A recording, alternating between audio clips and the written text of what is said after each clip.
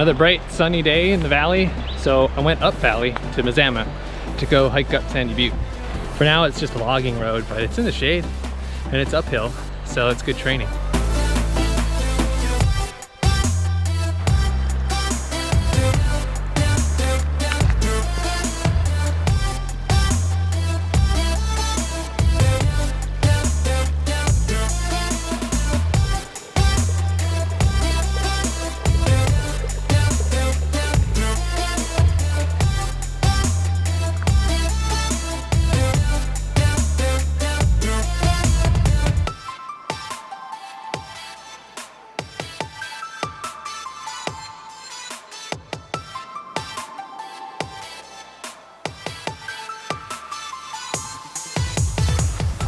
Today we're going to be talking about induced modules, which is kind of like the first novel thing that we get to discuss. A really good way to think about it, I think, is in terms of kind of spontaneous symmetry breaking. Kind of the main, oh look, a snake. Hey buddy.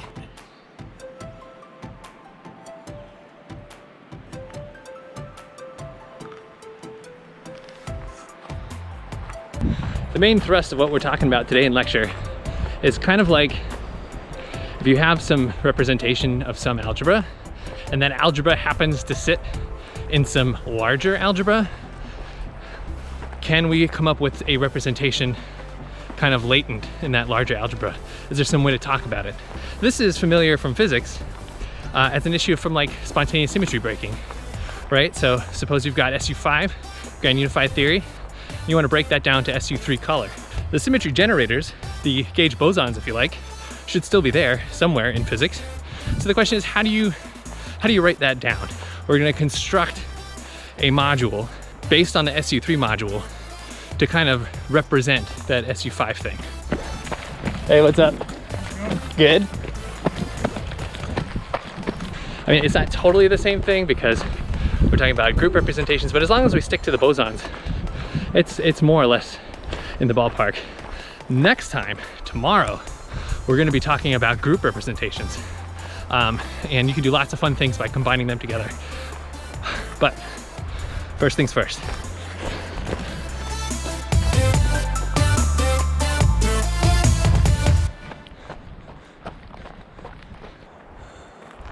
Attention, cutting freestanding trees is prohibited.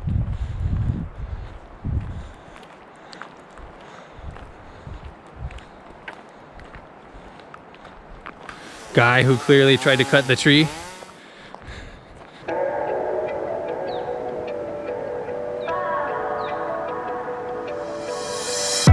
If you're following along at home with the text, FLM, then you might have looked at the chapter on induced modules and been perplexed by some of the arguments.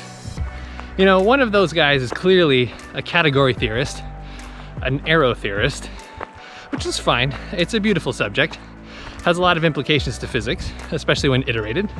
But I don't know if it was the book editing or if it was just kind of sloppy argumentation or what, but there was an uncharacteristically loose notation and argumentation around demonstrating the uniqueness of the induced module of a given subalgebra of some specific associative algebra.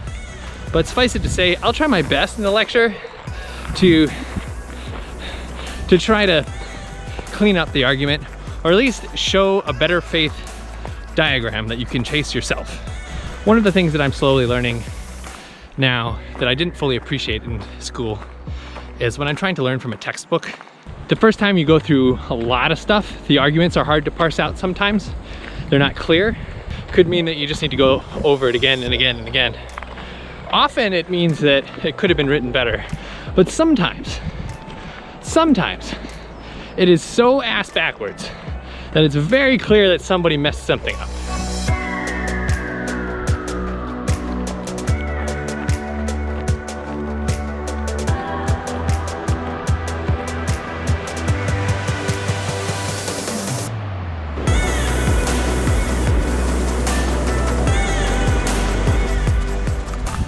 All the way at the end of the long switch. That's cool. I guess it keeps going up. You can hear Wolf Creek raging below. That's awesome. Well, I think this is a good place to turn around. This is pretty cool. It's good to know that, okay, so that goes back up there.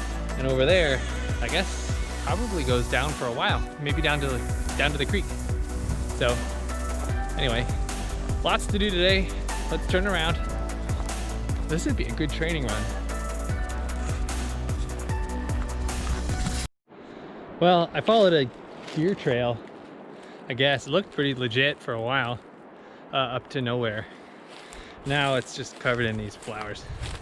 So I'm gonna go back down. Bummer. I was hoping, I mean, it probably goes. We could go cross country up, but at this point, like, man. Oh. No, I don't want to go that way. Okay, going this way.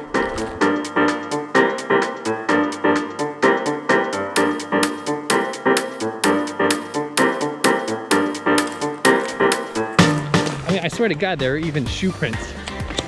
This must have been some really big fucking deer.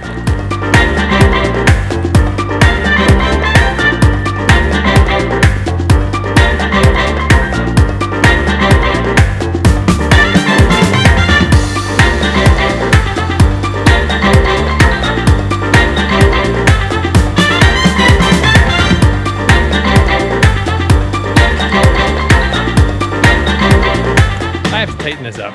I keep going off on literal tangents. Shit to do, man. I got things to do. Let's go. Let's go.